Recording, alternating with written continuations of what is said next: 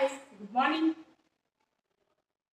Today special lunch prepare చేస్తున్నాను. చూసారా, ఇదేంటిది? మ్యాంగోస్ అన్నీ కట్ చేశాను. మ్యాంగోలో పాలకూర వేసి ఇట్టు వాటితో దాల్ చేస్తున్నా. Today mango dal and rice. Wow, చూస్తుంటే నోరు ఊరుతుంది కదా మ్యాంగోస్. అబ్బా, వావ్,